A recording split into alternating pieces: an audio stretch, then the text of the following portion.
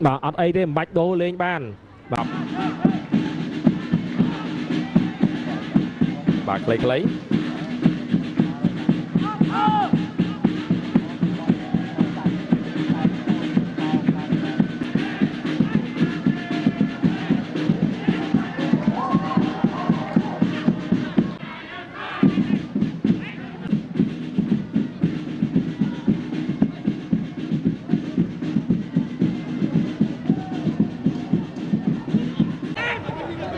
bà bình chun một slab mai small Tina crossចូលក្នុងអូហូយតែចេញ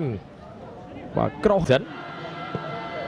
បាទគ្រប់គ្រងបាល់10នាទីដំបូងនេះបាទគឺ ISI បាទជាអ្នកដាក់សម្ពាធក៏ដូចជាសម្រុកទៅលើគិរីវង្សតែមិនទាន់អាចមានលទ្ធផលគ្រាប់បាល់ឡើយទេបាទស្របពេលដែលគិរីវង្សបាទគឺព្យាយាមកាត់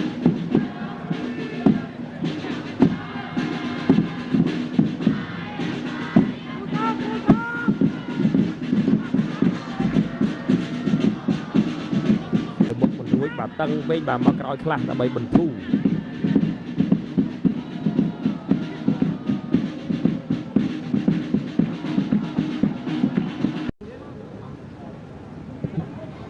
បាទក្លឹបផ្សេងហ្នឹងបាទក៏មានបាទជួនបរទេសចឹងទៅបាទដឹកនាំដូចកូរ៉េចឹងទៅមកដឹកនាំ live អីចឹងទៅបាទខ្លីបាទពីគិរីវង្សវិញម្ដង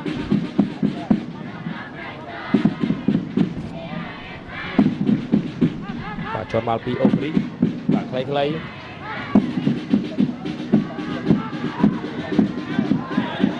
ណាការប្រកួតបាទ Clash of Titan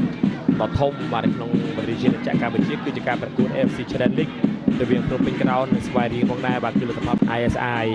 បាទដំរីជ័យបាទគឺតែងតែមានវត្តមានបាទគ្រប់ទីកន្លែងបាទដែល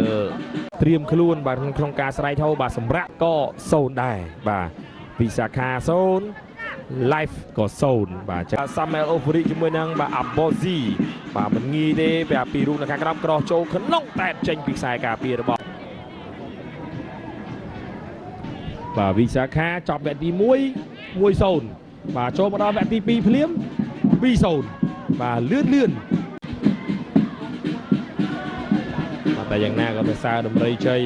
បាទនៅតែបន្តបាទការស្រែកហូគេបាទស្រែកឲ្យលោកហេងវិនហ៊ានឲ្យវិន័យបាទតែលោកហេងវិនហ៊ានអត់វិន័យ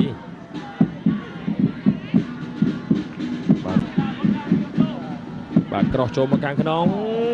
តែចេញបាទពីកងការគ្រប់គ្រងដំរីជ័យបាទគឺបន្តការស្រែកហូបាទក្នុងការលើកបាទអូហ្វរីខ្លីៗជាមួយនឹង66នាទីលទ្ធផលគឺ1-0ដដែលគិរីវង្សនាំមុខចាំមើលបាទឲ្យចប់ការបាទអត្តៈរបស់ ISI បាទដាក់រូបភាពយឺតបាទកន្លែងដួលមាញ់បាទជូនបងប្អូនមើលបាទឲ្យក្រុមការងារបាទសម្រួលរូបភាពឲ្យមើលបាទមាញ់បាទដួលយ៉ាងម៉េចបានលោកអញ្ញាកដាលមិនពីណីឬក៏ដួលតែលោកហេងប៊ុនហ៊ីនបាទគឺអត់បាទ